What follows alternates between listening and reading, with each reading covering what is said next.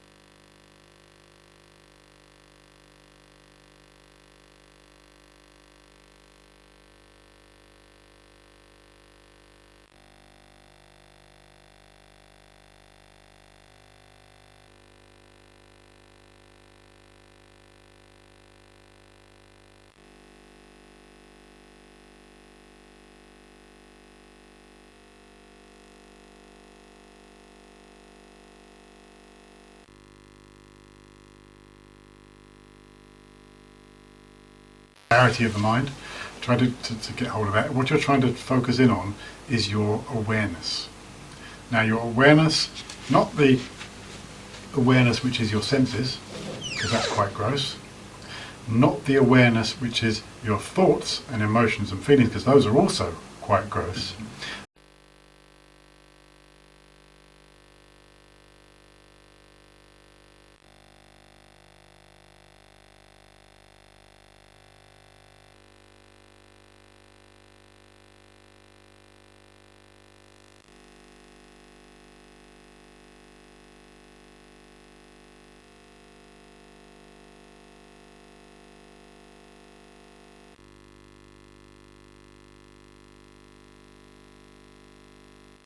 To bring you back. You see what I mean? Use distraction to bring you back to your object of focus. When meditating on the mind, it's always said that you should start with breathing anyway, because it sort of brings the mind into a state of calm before you actually then start to focus. Now, the one technique which I mentioned yesterday to use, and this is from His Holiness, although it comes from, I can't remember.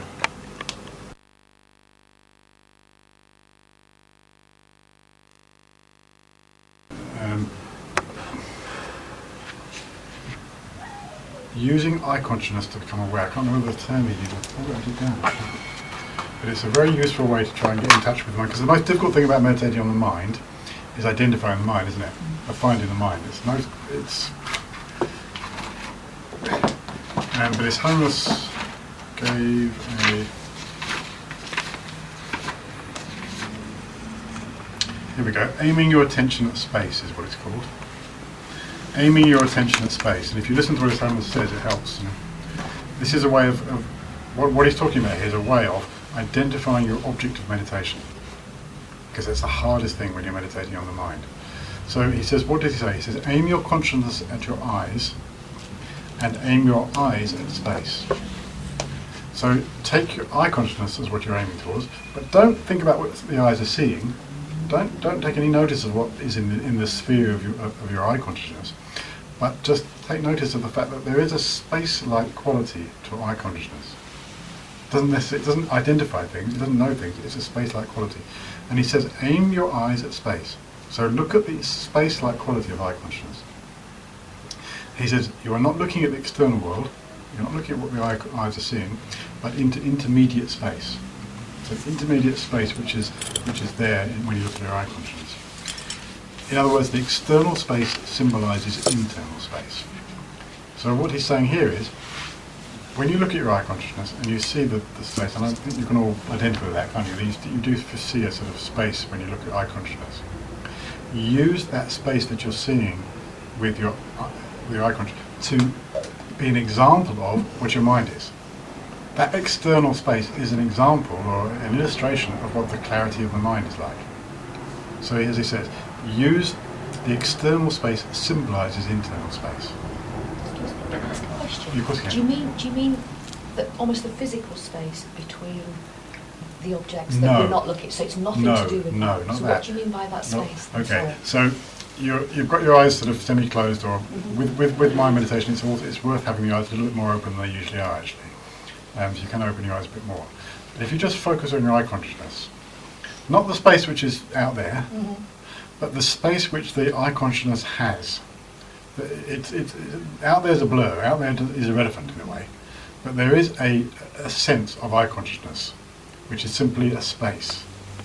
It's not the outside space, but it's a space almost within your eyes. It's almost there within your eyes. And that is a space-like, there's a space-like quality there. The eye consciousness itself has the nature of a space-like quality. And that's what you're trying to lock into. But again, that space that you're seeing with your eye consciousness, you're using that as an illustration of your own mind. You're not focusing on that. You don't want to be taking that as your object of focus, because then you'd be going wrong. What you're doing is taking that as an illustration of the mind within. Okay, so as he says, the external space symbolises internal space. So do not, and again he goes on to say, do not allow the factor of conceptual apprehension to pollute your mind at all. Set yourself in the entity of essential purity or luminosity of innermost awareness. Right, so that's from his own list. Use the eye consciousness, therefore, as an illustration of your internal consciousness. Having got that illustration, take that illustration and apply it to your basic foundational awareness, your basic awareness, and there's your object. It's one of those things that it's just impossible to describe, really, to tell you what to do. It's impossible. You just have to use those illustrations. Use all the illustrations. A clear sky. You know, a clear sky when there's no clouds, when it's completely beautifully clear. Use that as an illustration. That helps. Clarity helps. Mirror-like wisdom helps. All these things help. They all point to what we're trying to get to, but they don't actually. Nothing can actually, tell you exactly. But try and use these, and use this technique here of aiming your attention at space. Use the eye consciousness. So we're going to do a half meditation, just normal breathing to calm the mind down, and then we'll go on to taking the mind as the object. Okay, so let's start. Take a few deeper breaths to begin with. Calm yourself down and bring the mind into a state of relaxed clarity.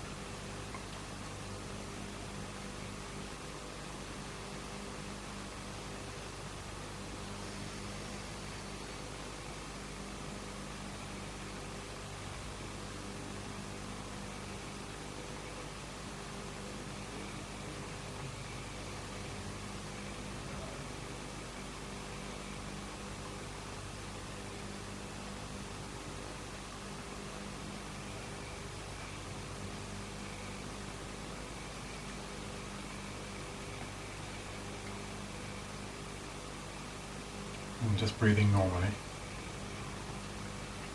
Again, as normal, just gently but firmly place your attention on the movement of the breath going in and the breath going out.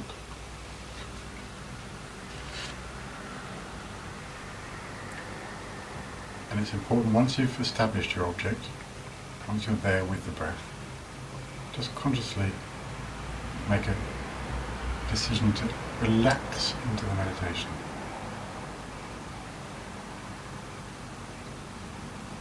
We're holding the object, we're with the object, we're aware of the object, not in a tight way, in a relaxed way.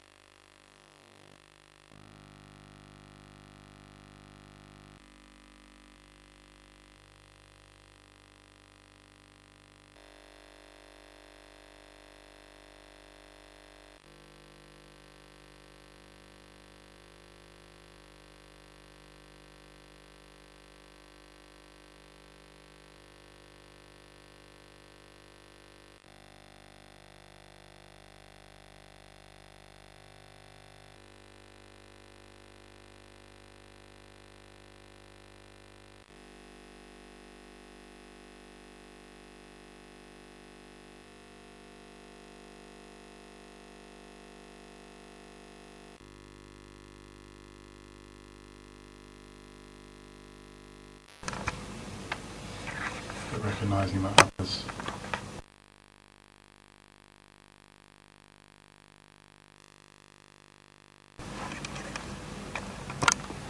are being controlled by negative states of mind, delusions and karma.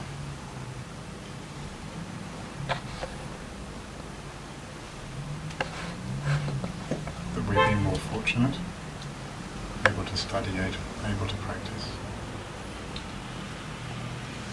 And it's our own responsibility to lead others out of suffering and lead them into happiness.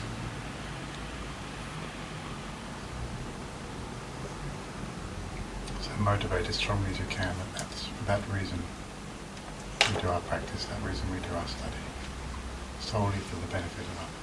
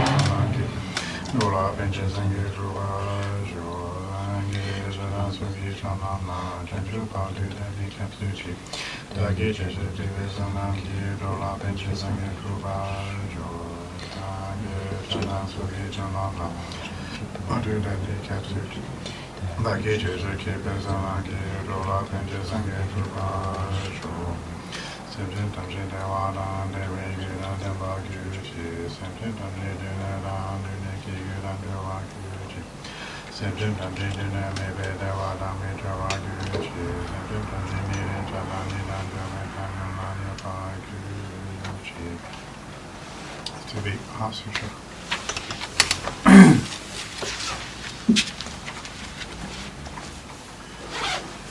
Thus did I hear at one time, the Bhagavan was dwelling on Masvotras mountain in Rajgir, together with a great community of monks and a great community of bodhisattvas. At that time, the Bhagavan was absorbed in the concentration and categories of phenomena called profound perception.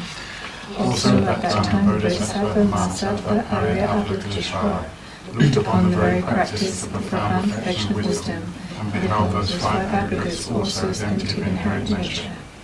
Then, through the power of Buddha, the Venerable Shariputra said this to the Bodhisattva Mahasattva Arya Avalokiteshvara: how should any son of the lineage train who wishes to practice activity of the profound perfection of wisdom?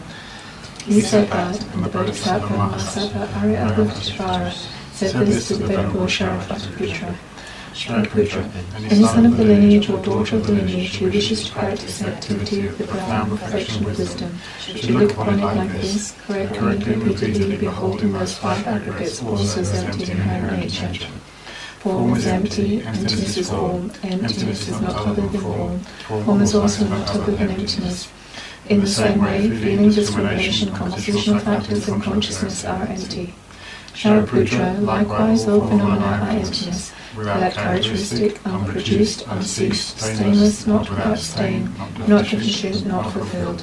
Shariputra, therefore, in emptiness there is no form, no feeling, no discrimination, no compositional factors, no consciousness, no eye, no ear, no nose, no tongue, no body, no mind, no visual form, no sound, no odour, no taste, no object of touch, and no phenomena. There is no eye element and so on up to and including no mind element and no mental consciousness element. There is no ignorance, no extinction of ignorance, and so on up to and including no aging and death, and no extinction of aging and death. Similarly, there is no suffering, origination, cessation, and path. There is no exalted wisdom, no attainment, and also no non-attainment. Shariputra, therefore, because there is no attainment, bodhisattvas rely on and dwell in the perfection of wisdom, the mind without obscuration and without fear, having completely passed beyond error, they reach the end game. All the Buddhas who dwell the 3 times also manifested completely awakened to unsurpassable, perfect, complete enlightenment and reliance on the perfection of wisdom. Therefore, the mantra of the perfection of wisdom, the mantra of great knowledge, the unsurpassed mantra, the mantra equal to the unequalled, the mantra that thoroughly pacifies all suffering, should be known as truth since it is not false. The mantra of the perfection of wisdom is declared. Tayata Om Gati Gati Paragati Parasamgati Bodhisoha. Shariputra, the Bodhisattva Mahasattva, should train in the profound perfection of wisdom like that. Then the Bhagavana rose from that concentration and commended the Bodhisattva Mahasattva Arya Avalokiteshvara, saying, well said, son of the lineage, it is like that. It is like that. One should practice the profound perfection of wisdom just as you have indicated, even the Tathagatas rejoice. The Bhagavan, having thus spoken, then Vishnuputra, the Bodhisattva Mahasattva Arya Avalokiteshvara, those surrounding the entirety along with the world of gods, humans, asuras and Mandavas were overjoyed, and highly praised that spoken by the Bhagavan. And the next page. I prostrate to the gathering of the Dakinis and the three chakras, who abide in the holy yoga of using space. By your powers of clear words and magical emanation, look after practitioners like a mother and a child. Akasamara Samana Samana.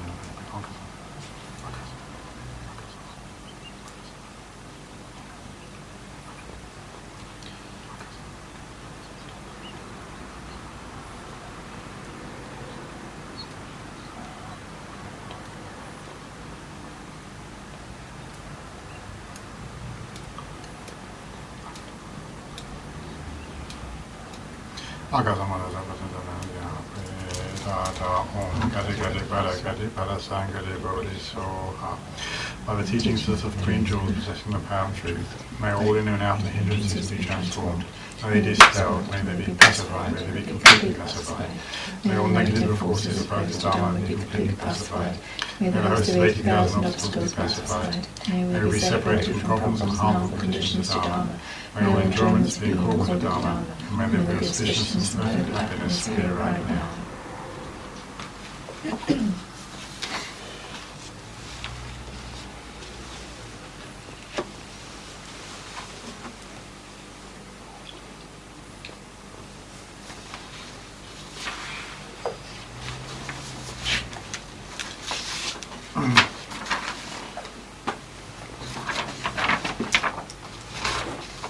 There's a handout for you too.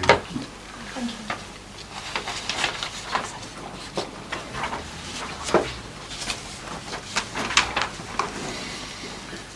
you. Right, so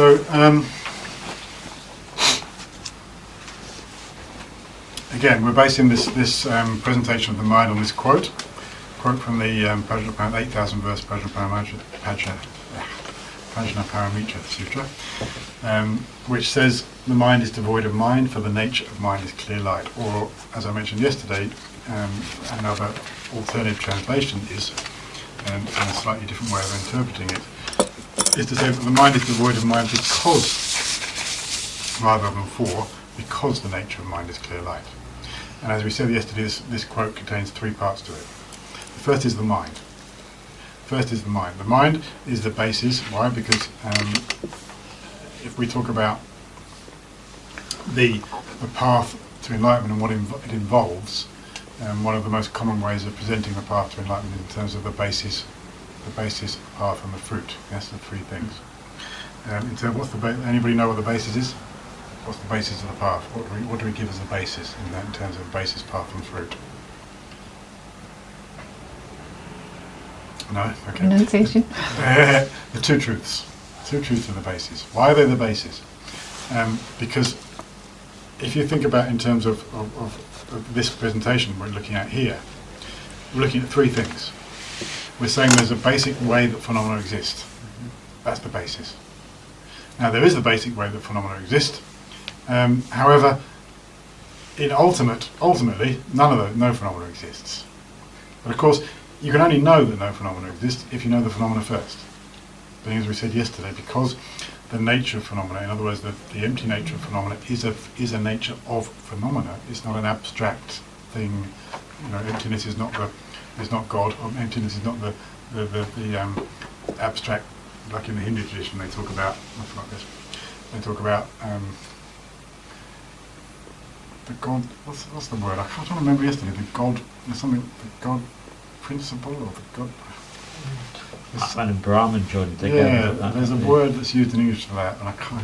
Anyway, you know what I mean. It's like there's some sort of abstract thing, different realm out there. They're all going to go to, and once we get there, we'll all be fine and happy, and that's different from the world. Buddhism isn't talking about that, is it? Buddhism says that the world and the emptiness of the world are part of the same nature. Emptiness is a quality of things. Emptiness is form is emptiness. Emptiness is form. Emptiness is a quality of things. Therefore, the basis has to be known first. Because if you don't know the basis, and that's why we spend so much time in the Geshe studies studying the nature of things, and before we actually study emptiness. Because if you don't know the phenomena which are empty, then there's no point in trying to know their emptiness, is there? Emptiness is a quality of something. So if it's a quality of something, you've got to know the thing that it's a quality of first before you can understand that it's empty or lacking in that inherent or intrinsic way of existing. So the basis of everything is the two truths. Why? Because conventional truth is how things normally exist. It's what we tables, chairs, people, things, that's all conventional truth. Ultimately, those conventional things don't exist, which is the ultimate truth. So the basis is that. That's our basis. And in terms of what we're looking at here, that's the first bit of the quote, the mind. That's the bit we're looking at. We're looking at understanding what is a mind? Conventionally, what is a mind? What does it do? What makes it work? What's the functions of it? What's the entity of it? What's the cause of it? That's our basis. Like that. Now, the path, what is the path? What is the path? Anybody? Each of them have two things to them, the basis, path and fruit. And it's good to get this clearly in your mind so that you know what, you can always say path, basis, path and fruit. They each have two aspects to them. What's the two aspects of the path?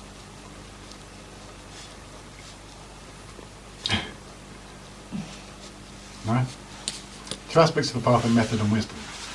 Two sides of the path, method and wisdom.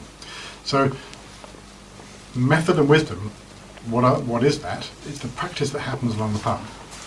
Now, in general, when we're talking about the basis, path and fruit, they're all interrelated with each other, and it's the same with this quote. The basis provides the conditions for the path to be practiced. Because how do you practice wisdom? On the basis of which truth? Ultimate truth. Ultimate truth, obviously. On the basis of ultimate truth, you can practice wisdom. If one of the things that weren't ultimate, you couldn't practice. And you practice method on the basis of conventional truth. Yeah. Conventionally, things work. Conventionally, there's cause and effect. Conventionally, if I'm give something to somebody, I'm practicing generosity because it's cause and effect. Conventionally, if I'm compassionate, if I generate a compassionate mind, then I'm conventionally wish to help. There's me and there's the person being helped on the conventional level.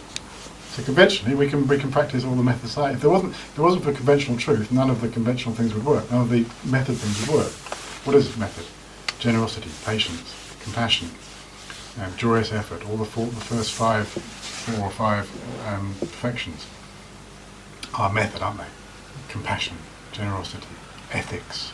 They're all the method side of the path. They're possible because of cause and effect. They work because of cause and effect. And cause and effect is a conventional thing, isn't it?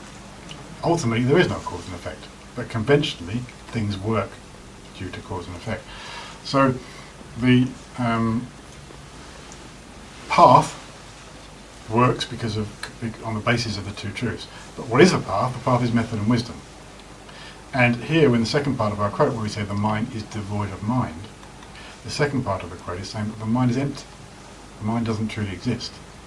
And because the mind is empty, the path can be generated. If the mind wasn't empty, we'd be lost, wouldn't it? There'd be no path. If the mind wasn't empty, it'd be truly existent. It'd be inherently existent. It would be substantially, intrinsically existent. And if the mind was intrinsically existent, we're lost. Because it would be not changed. You can't change it. You can't change something which is intrinsically existent. You can't turn a sentient being's mind into a Buddha's mind. If a sentient being's mind is intrinsically existent, you're lost. Hopeless. There's no movement. So the fact that the mind is devoid of mind means that the path can happen. The path can only happen because of that, can't it? There can be no path. If the mind wasn't devoid of mind, the mind inherently existed and there'd be no path. So the second part is the path, and the path is involved with method and wisdom. both ultimately and conventionally, isn't it? The wisdom side of the path works because things don't truly exist. And that means you can meditate on the wisdom side of the path. The conventional or the method side of the path works because cause and effect is true. Because causes lead to effects. Therefore the method side of the path works. Both of those depend upon the mind being empty, don't they? The emptiness of the mind, the wisdom side depends upon the mind being empty because the meditating on the non-true existence of the mind is wisdom. It's the wisdom side of the path, isn't it? The other side, the method side of the path works because if the mind is empty of mind, it means it's changeable. It means that the causes lead to certain effects. Therefore, the method side of the path works as well. So both depend upon the mind being devoid of mind, being empty. And then, what's the result? What's the fruit? Again, two things. The completion of two collections Yes, but how does that manifest? manifests in the four Buddha bodies. Exactly, or the two bodies we can do Tenzin, Yeah. can't we do? The wisdom body, the Dharmakaya and the Rupakaya, the two bodies. Now, how do they come about? And as you said, on the basis of the two collections. The Dharmakaya comes as a result of which collection? Wisdom collection. Wisdom collection. And the Rupakaya comes from the method collection. Yeah. So again, on the basis of the two truths, conventional and ultimate truth, you have the two sides of the path, the method and the wisdom. And on the basis of the two sides of the path, you get the two bodies of what are the two bodies? In essence, what are they? You know, we talk about Dharmakaya, sometimes the words make the whole thing seem too distant and obscure and fantastical, doesn't it? But the reality of what is the two bodies of Buddha is simply the completion of your own wisdom, the fact that you've perfected yourself, you yourself have become wise to everything, you understand everything, you see things as they are. That's what the Dharmakaya is, basically. It's your own wisdom perfected. And what is the Rupakaya? It's the fact that why did you perfect your wisdom? Not for yourself, you did it for others. You did it for the benefit of others. And how does that manifest when you become perfected? It manifests in the fact that you do everything you can to help others. And that's what the Rupakaya is, isn't it? It's the form body that goes out and does whatever it can to help others. It's the manifestation of your compassion. So again, the wisdom side of the path leads to your own perfection. The method side of the path leads to your ability to use that on the basis of that perfection to go out and help others, to display yourself in the world. Again, for a moment, never mind all the words, Rupakaya, the form body, the enjoyment body, the supreme emanation body, never mind all those words. What does it mean when you think about it? Someone's Dalai Lama or Lama Zopa Rinpoche, what does it mean? It means someone who, look at what they do. They go out and they teach, they benefit, they spend their lives all day and all night, in the case of great beings like His Holiness Lama Zopa Rinpoche. What do they do? All 24 hours a day helping others. That's the manifestation that's the appearance, that's your form body, that's the manifestation of compassion helping others. And that comes about, that's only possible on the basis of the two sides of the path, method and wisdom. And method and wisdom are only possible because of the two truths, because of the basis of the path. So that's basis, path and fruit. And those in this quote we're looking at here, the mind is what we're saying is the basis here. The fact that the mind is devoid of mind is the path. So that's what it allows you to meditate and generate along the path. And what's the result of the path is the nature of the mind of clear light. And that's very lovely because that's as we said yesterday, the nature of the mind being clear light is that we're already Buddhas. Your subtle level of mind is already a Buddha, in some sense. So that's the resultant Buddhahood is your clear light nature of your mind. It's the fact that underneath all the nonsense and underneath all the delusions and the wrong ways of thinking and all the rubbish, there's a clear light nature of mind which we all have. It's there within all of us, and that's what becomes a Buddha. That's what gives us. That is what will be a Buddha when we become enlightened. So, looking at the first level, then we're looking at what is conventionally. What do we mean by mind? What is a mind? What's the definition of mind? Clear and knowing. And what does clarity refer to? Things appearing before the The mind. mirror-like Yeah, aspect. mirror-like. And the knowing?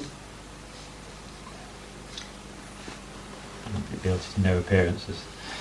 Basically, to know appearances, I mean, it's you can look at it in two ways. To clearly say what we mean by knowing, it means that there's always something known. The mind always knows something. It might be wrong, but The mind always has to have an object. Has an object, always has an object, and so there's always something known. It may be just the appearance. Really, there are 2 points of view in as far as this goes. It's either we always know what appears to us, even when it's wrong, but the appearance is not wrong. If there's an appearance of a tiger, as we said, the table appearing as a tiger, there's an appearance of a tiger. Now, the tiger is not a tiger, or a lion. It wasn't a lion. It's a lion. I mean, the lion's better, actually, isn't it? There's an appearance of a lion, and from that point of view, that's fine. The appearance is, it's not a lion, but there is an appearance of a lion. So from that point of view, it's still knowing something. It's knowing the appearance. And the other point of view, or the other alternative solution to what we mean by knowing, is that the mind always knows itself. As you know, there's this quote from Sutra which says, the mind is never a hidden object to itself, which means the mind is always aware to some degree of itself. And so clear and knowing was referring to those two things. Then we were talking on different levels in terms of the cause of the mind. What's the cause of mind? What's the substantial cause of mind? Previous moment of mind. Yeah. Can only be that, because the mind is non-physical. There's a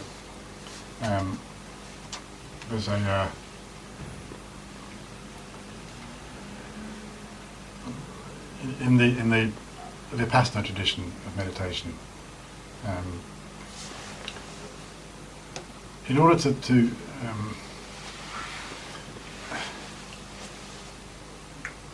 see the clear light nature of mind, there's different traditions, aren't there? In our tradition, in the Tibetan Gelugpa tradition, the way we come to see the mind, the clear light nature of mind, is through Tantra, isn't it? It's through, not that any of us are doing this, but if you get to the completion stage of Tantra, you're bringing all your things into the central channel and all the mind into the subtle mind, and you're activating or bringing out the clear light nature of mind in that way. In other Tibetan traditions, where not just other, in Gelugpa also, we have Gelugpa Mahamudra, don't we? Not particularly talked about. His Holiness is reading book, or there's books by His Holiness on it, but there is a Gelugpa tradition of Mahamudra. But in other traditions, obviously it's more. You have Mahamudra and you have Dzogchen, and that's another way of bringing out this clear. Now, in Vipassana, and that seems to be, that's the Tibetan way of looking at it, or the Tibetan Mahayana way. In the past, I don't know if any of you have done extensive Vipassana retreats or meditation, but within Vipassana there's what are called the Vipassana realizations.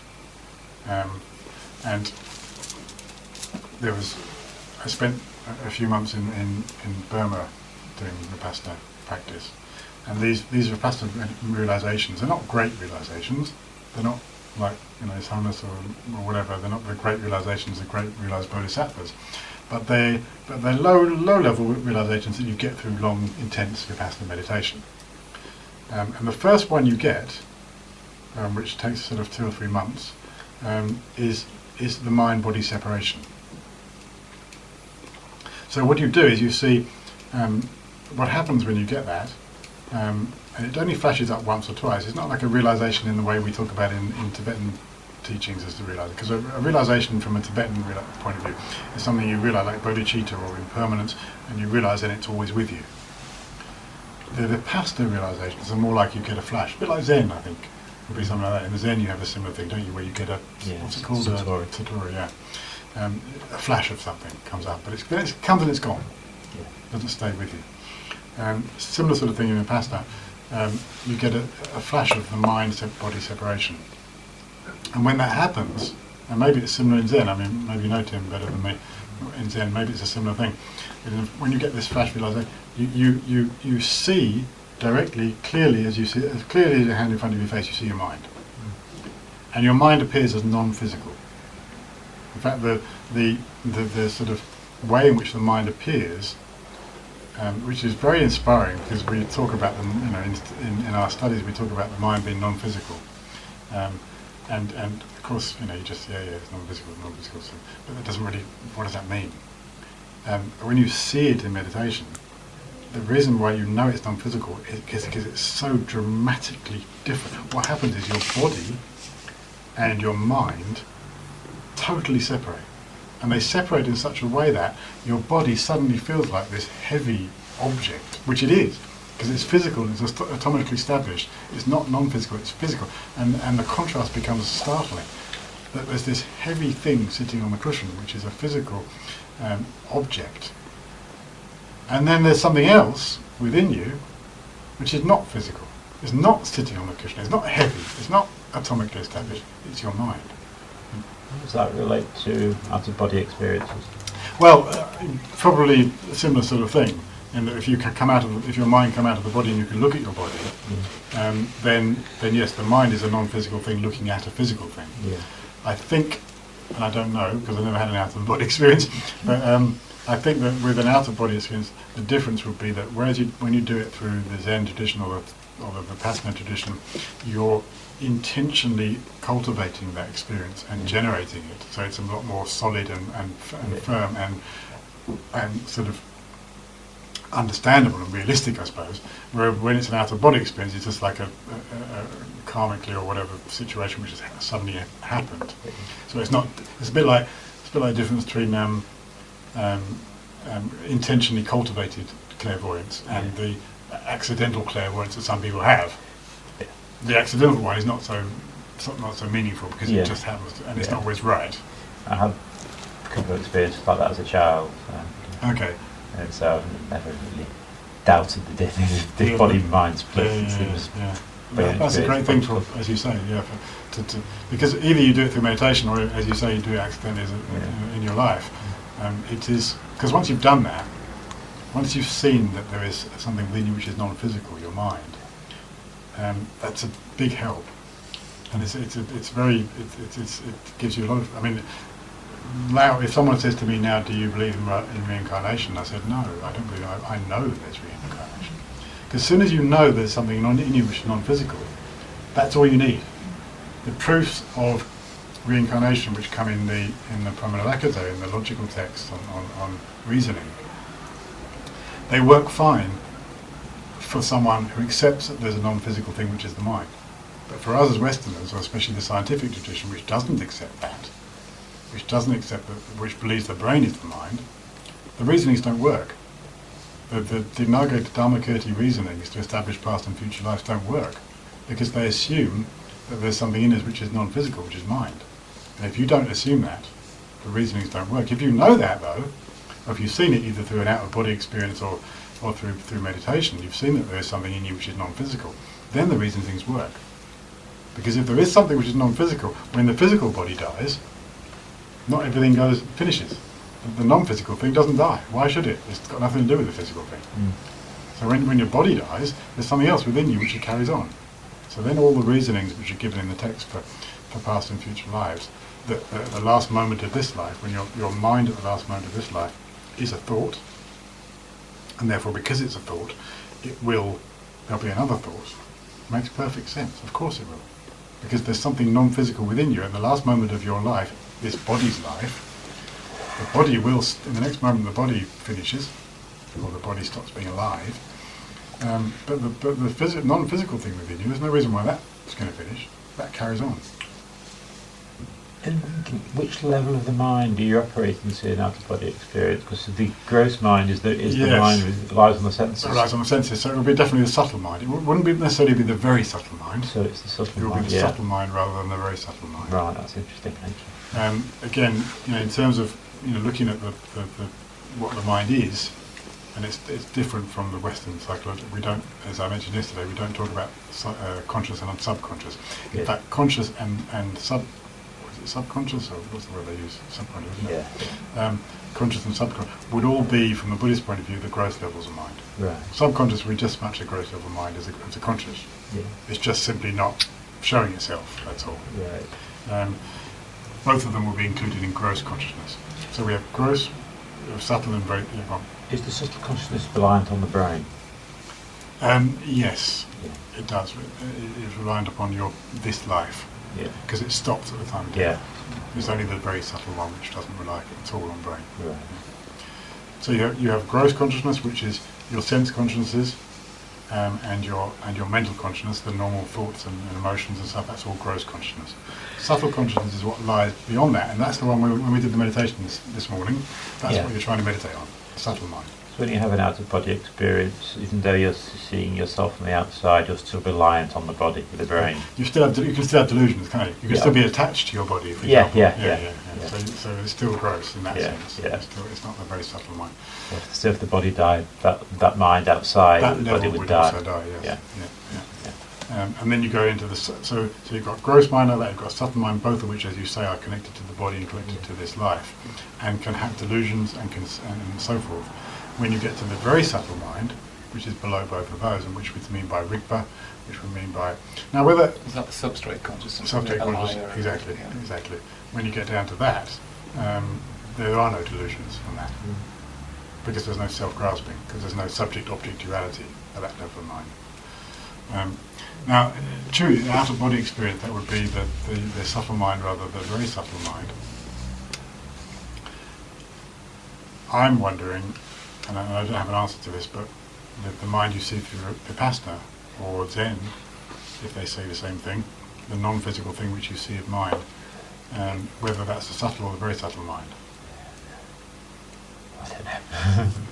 Part of me, you sort of wish that it would be the very subtle one, so that you don't need to do Tantra or Dzogchen to be able to see the very subtle mind, because it would be easier. But probably is, I don't know which one it is. It's certainly non-physical. It's very clearly non-physical. But anyway. So, the cause of mind is mind, yes? Cause of mind, it's got to be a mind. Now, so we talk about cause, and this is how we analyse phenomena in general. We talk about the cause of phenomena, we talk about the entity of a phenomena, and we talk about the functions. In the divisions of mind which we're looking at here, where we're dividing mind into sense and mental and conceptual and non-conceptual, etc., we're looking from the point of view of their function and also their entity. The entity and the function. If you wanted to do a more general, I suppose, presentation of the entity of mind, then what we've just been talking about in terms of gross, subtle and very subtle would be what we mean by the entity of mind. Mind has a gross level, a subtle level and a very subtle level. So we've looked at yesterday sense and mental. Very quickly, what's the difference between what defines whether something's a sense consciousness or a mental consciousness? The different uncommon empowering conditions. So Sorry, say that again. What's that mean?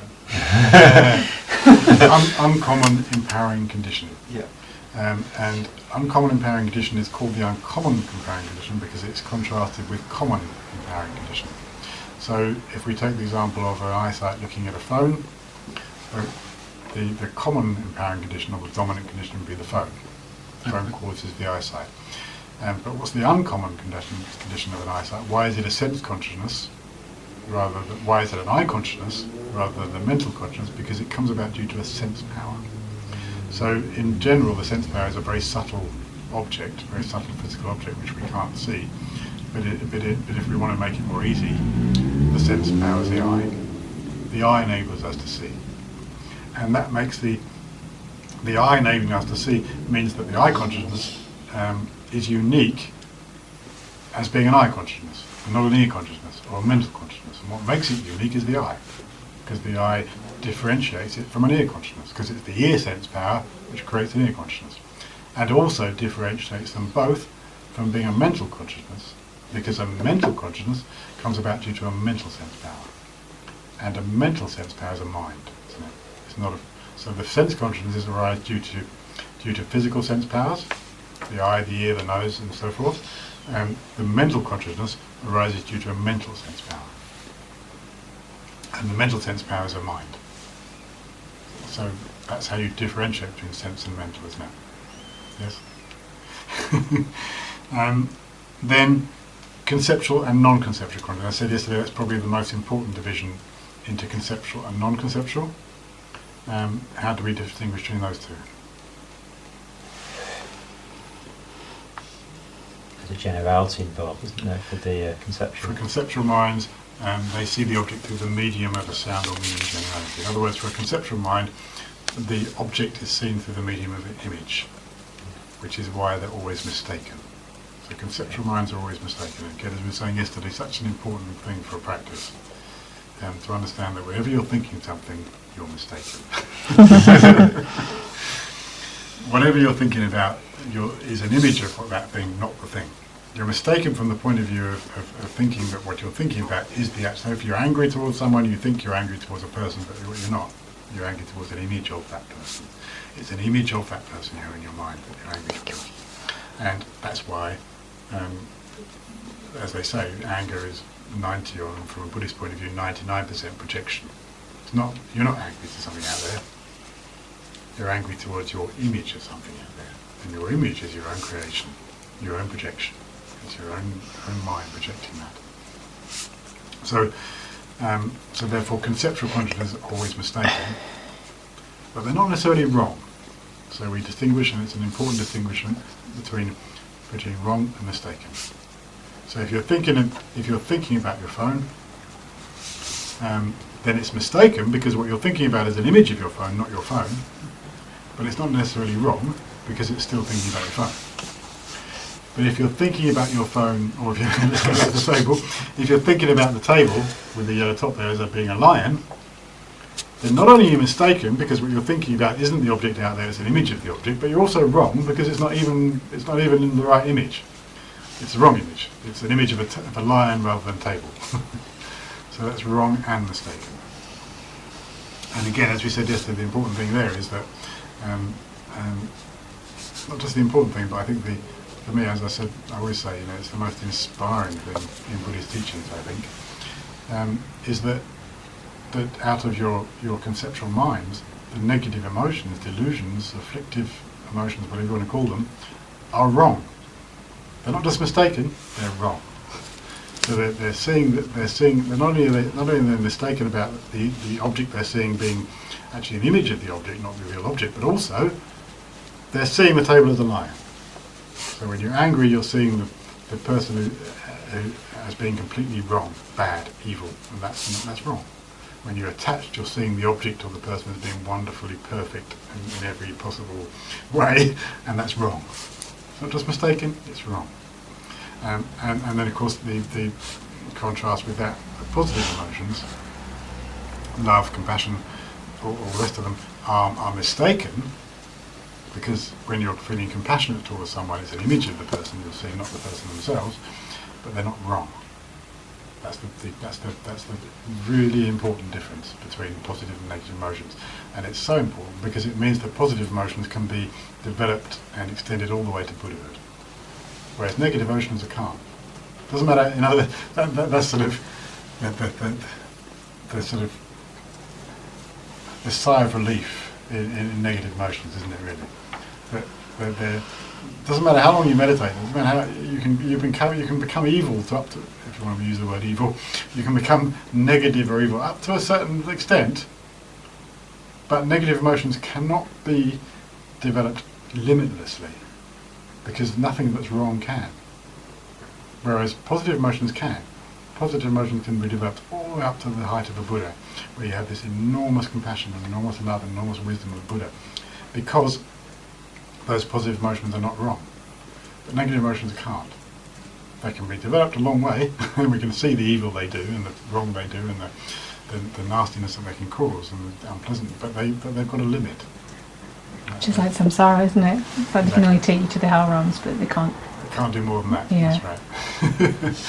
there's a limit. It's pretty bad already, but at least there is a limit. And that limit is there. Why is it there? Because they're mistaken, but they're not wrong. Sorry, the negative emotions are wrong. Positive ones are not. They're not wrong about the object. So, going down this list then, so we've got conceptual and non-conceptual. Then the next one is correct and incorrect, or mistaken and non-mistaken. I mean, I can understand that from what we've just been talking about, can't we? How do we define them? As to whether their main object actually exists or not. So that table being a lion, that table doesn't exist as a lion. So seeing the table as a lion is a mistaken, it's also incorrect. It's an incorrect consciousness, a wrong consciousness. Seeing an object which doesn't exist. Seeing a pink elephant is a wrong consciousness. rabbit horns is a wrong consciousness. So correct and incorrect in that way. So when I'm using the word correct, incorrect there, I'm meaning wrong or correct or wrong. You can substitute the word incorrect for wrong if you like. The same meaning. And what determines whether it's a wrong consciousness or a mistake? Sorry, a wrong consciousness or a correct consciousness is whether the object exists or not. Yes, whether it exists or not. That's the point. So if it's a wrong consciousness, the object doesn't exist at all. If it's a correct consciousness, it can still be mistaken. So it's still seeing an image of the object rather than the actual object, but the object doesn't exist. See what I mean? So thinking about your phone is mistaken consciousness because it's an image of the phone which you're actually thinking about, not the phone, but you think it's the phone. That's mistaken. But the phone does exist. So there's a conceptual sort of layer imposed on it, but That's right. that can also be wrong. So it's sort of two things going on at the same It time. can be mistaken and wrong. Yeah. So there's as far as conceptual consciousness goes, for those of you who've done a bit of Dura, there's three possibilities between being mistaken and wrong. All conceptual consciousnesses are mistaken, but they're not necessarily all wrong. So they're always mistaken, but they're not necessarily wrong. So an eye consciousness seeing a phone, when it's looking at thinking about a phone, a mental consciousness thinking about the phone, is mistaken but not wrong. A mental consciousness seeing the phone as being an elephant is mistaken and wrong. Both. Now, I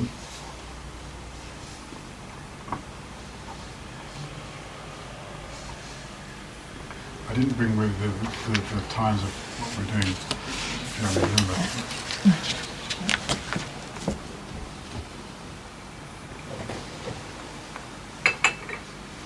It's at 11:50.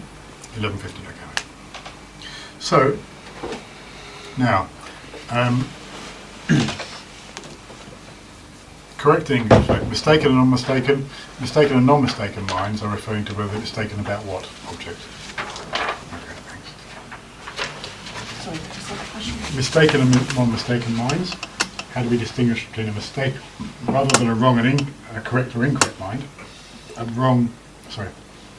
mistaken or non-mistaken mind. How do we distinguish between those two? Whether it's a direct perception is non-mistaken. It's mistaken for using meaning a generality. So if it's a direct perception, it's necessarily non-mistaken?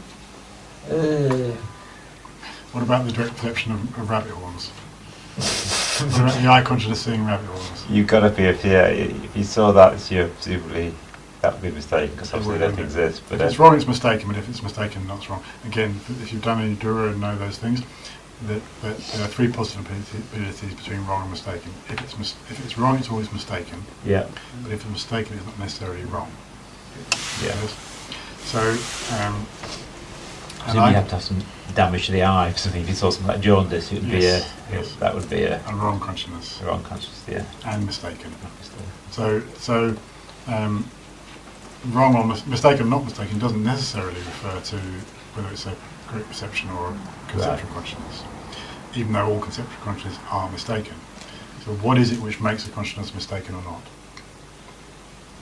Whether you're perceiving it as having inherent existence. Well,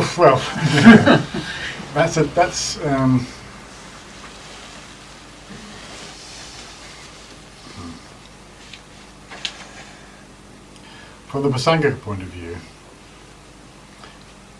all our consciences are mistaken. Both. You see, the important thing to understand here, first of all, on the level we're looking at things now, is that conceptual consciousnesses are much more mistaken than direct consciousness. Generally, if you're thinking about a phone, you're more wrong or more mistaken than you are than when you're looking at a phone. Generally. Why? Because when you think about a phone, you're overlaying your conceptual image, this generalized image of a phone, onto what you're thinking about. Whereas when you're looking at a phone, the phone is just appearing to you. Now, if you add into that equation the thing of true existence or inherent existence, then it becomes a bit more complicated, because from a point of view of being inherent, from the lower school's point of view, it's no problem. From the lower school's point of view, the phone appearing to an eye consciousness just appears. But for Prasangika will say that due to the long-term habituation to seeing things as inherently existent, not only do we conceive of something as being inherently existent, but we see it. Things appear inherently existent to our eye consciousness, not just our conceptual consciousness. So we've always had the appearance of inherent existence. Generally, and this is, if you understand this, generally, how do we conceive of things? Why do we wrongly think things are inherently existent? Why do we do that? We don't do it with our eyesight, do we? It's with a conception. Yeah. We conceptually believe. Where does seeing things as inherently existent come from? It comes from subject-object, from dividing the world into subject-object, from a dualistic view. Where does that come from? It comes from the initial conception in our mind of an inherently existent self. As soon as you conceive of an inherently existent self, there's an inherently existent other, and therefore you've got duality. So that all comes conceptually. We don't do that with our eyesight, do we? We don't do it with our ears or our nose or whatever. We do it with our conceptions. However, and this is what Prasangika says, because we've been doing that for so many lifetimes, forever, basically, because we've been conceiving of things as being inherent existence for many lives, then when we look at something even, it appears inherently existent. It obviously isn't inherently existent, but that's the way it appears. So, therefore, for Prasangika, all of our consciousnesses of an ordinary being are mistaken, actually, aren't they? But the point is here, it's the same principle, it's the same reasoning behind what do we mean by a mistake. What is it that makes a consciousness mistaken? And it's the same principle. Prasangika add on more things because they say that things appear as being inherently existent, so therefore they say all consciousness is a mistake from that point of view. So what is grasping. it? What's that? Grasping up.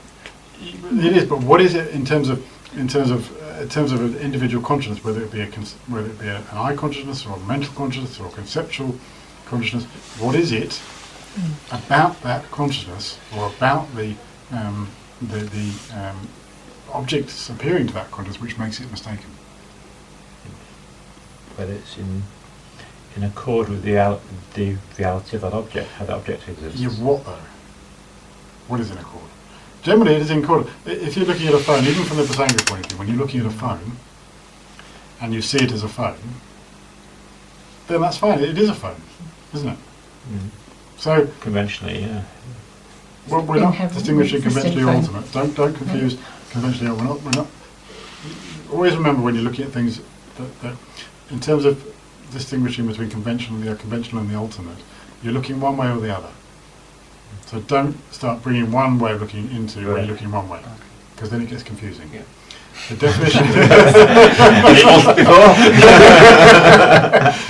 But if you look at what the definition of conventional truth and ultimate truth is, Yeah. the conventional truth is defined by a mind looking for conventionalities, yes? Yeah. And ultimate truth is defined by a mind looking for the ultimate. So Yeah. when you're doing one, don't do the other. Yeah. Yes. Okay. Fair enough. That's So- true, but Yes, well, that's different.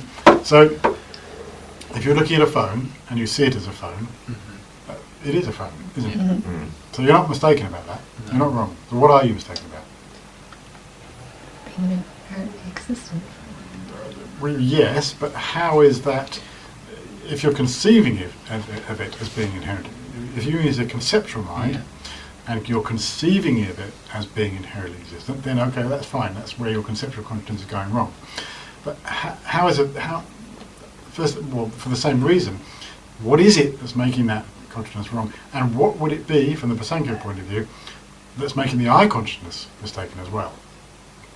It's not the phone, because the phone is a phone. yeah. It's what your mind is doing. It's the what? I don't know, believing the mental image is. Well, it's that- not a mental image to an eye consciousness, is it? The mental image only exists for conceptual consciousnesses. Okay. Eye consciousnesses don't have mental images. They just are seeing what's out there. But they're seeing it mistakenly, aren't they? From the Prasangika. It's a rarefying process that gives it some level of reality it hasn't got.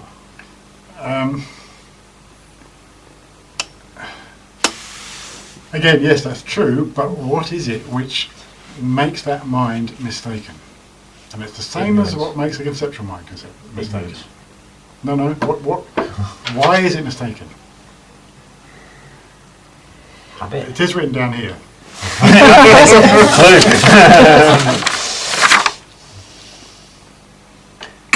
What is the difference between mistaken and Whether mistaken? the object is realised or not. Whether it actually exists. Whether the appearing object, Okay. the appearing object, and that makes it the same for the conceptual consciousness and the non-conceptual one. For the lower schools, the conceptual consciousness is mistaken because the appearing object is the image of the object, and it's just an image. It's not the actual object; it's an image. So Yeah. from that point of view, it's mistaken because it's taking the image to be the actual thing. Okay. But the eye consciousness, for the lower school's point of view, is not mistaken because the thing is just appearing as it is. The phone just appears as it is to the eye consciousness, so it's not mistaken because the appearing object is the phone. So it's not mistaken. But for Prasangika, the phone is appearing as truly existent. So the appearing object is mistaken again, isn't it? Because the phone appearing as a truly existent phone is a mistake because the phone is not a truly existent phone. So the appearing object is wrong. So the reasoning is the same for lower schools and upper schools as to whether your appearing object is wrong or not, or mistaken. Reasoning is the same, the conclusion is different. For the lower schools, the conclusion is therefore that conceptual consciousness is mistaken, but direct consciousness are not.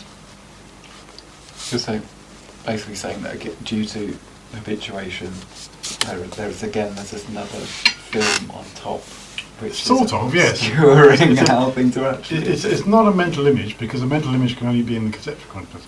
But nevertheless, due to habituation, even when we look at things from the Prasangika point of view anyway, we're still seeing them as truly existing because of the habituation. Okay.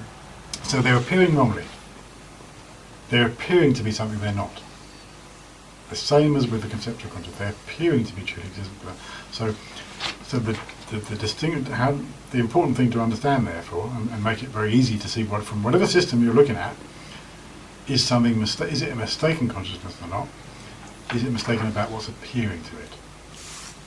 And if it's not mistaken about what's appearing to it, which the lower schools say eye consciousnesses are not, then it's not mistaken. But if it is mistaken about what's appearing to it, and Prasangika will say that even eye consciousnesses are mistaken, then they're mistaken. So for Prasangika, even an eye consciousness would be mistaken, wouldn't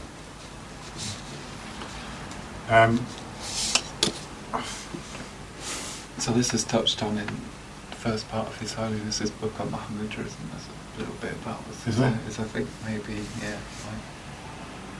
Is there anything? Is there any other books you would recommend to study a little bit about that? In that time. The problem is, and this is what I was saying yesterday a bit, the problem is that the way that we study in the Geshe studies that we do mind and mental factors from the Sutandrika point of view. So, and then, many years later in our studies, when we study Madhyamaka, we then refer back to it and see, well, hang on, that was the Sutandrika point of view, but actually that's incorrect from a lot of the Prasangika viewpoints. And they're very sort of distant. So I was saying yesterday that this is a little bit of the problem with the basic program here in the FBMT, because if you study Lorig from the Sutandrika point of view, which you do, because that's traditionally the way it's done, and then you don't carry on with your studies and get to Madhyamaka and refer back to how you looked at Lorig from the Prasangika point of view, you never get the Prasangika point of view of Lorig, of mind and mental factors. You're always stuck with the Sutandrika point of view. So, and therefore, if you look at translations of books in English, you'll either get a book which is a Sutandrika point of view, mind and mental factors, or a Prasangika book on emptiness, but not on mind and mental factors. You see what I mean? So you don't get both pictures. You don't get the full picture. It's a book for you to write now. Well, I'm doing it actually. Yeah. Oh, good. Put my name down. The Lorig which I'm teaching from my Genlas, from Gen Losam Gatso, the abbot of my monastery. He wrote a book which combines all the views of mind and mental factors, and that's where I'm teaching it from at the moment in my Lorig class. So as we go along, I'm translating it. It's a very rough translation at the moment, but the idea is to eventually get to the point where it's more slightly better and proofread a bit, and then we can produce a book which shows the mind and mental factors from all points of view. Because the Satanic point of view is one, the mind-only point of view is a whole other picture. Because from mind-only point of view, what creates a consciousness? Not the object out there, because everything's mind-only. It's imprints. It's your karmic imprints. And this is why the mind-only is such a wonderful view for practice. Because everything you're seeing and everything you're thinking about is coming about due to the imprints in your own mind. And then it's not totally wrong. You know, they often, in many traditions, and even in Gelugpa, but in other traditions more so, as I was saying yesterday, they talk about this practice of combining mind only with Prasangika. Because mind only is such a wonderful way to practice. Because if everything comes from everything does come from your own mind. But from mind only, it's even more emphasized. Nothing's out there. Nothing is existing out there. It's all coming about from imprints. We're here and now and seeing what we're seeing and hearing what we're hearing and doing what we're doing because of the imprints in our own mind. The imprints are creating this. Not just they're influencing it, which they are anyway, obviously from any point of view, Buddhist point of view, your imprints are influencing the way you see things and the way you experience things completely. But from mind only, they're totally creating it. Your whole reality is creation of your own imprints. So the main cause of an eye consciousness seeing a phone for mind only is the imprint for you to see a phone. If you don't have the imprint to see a phone, you won't see a phone. The phone's created. The phone and your consciousness both arise from the same imprint, which is amazing because it means that everything that you see in your experience is your awareness of it and the thing itself are both coming from the same imprint. It's the same karma. Like you say, that's just kind of like a way of practicing, but it doesn't accord with reality. No, strictly speaking, from the Prasangika point of view, that's not completely correct. Because we say that, for Prasangika, you say that we. Wrong to say that, because I don't say, I'm not, I don't have the Prasangika view. It would be arrogant to say I have the Prasangika point of view. But the Prasangika point of view would be that there is actually some sort of external existence, separate. They're not coming from both from the same imprint. You have your imprint, which is creating your awareness, and it colours the way you see phenomena. But it's not. But Prasangika doesn't say that phenomena are coming from your imprints completely. Not everything's mind only. There is something which is not mind. Without going off track, how does the mind-only school account for the fact that Tim is obviously not just in my mind? Well, he is. Well, my experience. At the moment in this room, there are 1, 2, 3, 4. There are 5 Tims. Because there's your Tim, there's my Tim, there's Tim's Tim. Adam's Tim, and sorry, your name. Lindsay. And Lindsay's Tim. Yeah. And now, now there's Fern's Tim as well. Okay, now 6. Every Tim for every person he's ever met. That's right. Which is Tim. Indeed, yeah. And that's not, it's logically, it doesn't hold up in debate if you start to say that, because you get the ridiculous thing of being, but practically and experientially for practice, there's my Tim. Yes. My Tim is not your Tim. And there's a different Tim for each one of us. So in practice, mind only school is wonderful. It's fantastic for practice. That has such a practical application, doesn't it? Absolutely, yeah. Every day that if you remember that for something that you're grasping at, Yes, it's yes. really helpful. That's right. It is. It's a wonder. And there are still lamas today who, despite say if they were forced to say what position, everybody had to say Prasangika is the highest position. But there are still people who say, no, actually, I'm mind only. There are still great scholars who are mind only, because it's still a very, and I think that maybe the nicest way of doing it is to combine the two. It's the combination, and this is a very, I say it's more in Nyingma and Kagyu traditions that they do this, but the combination of Prasangika and mind only as a way of practice is a fantastic way of practicing. We've gone over, so let's have a break.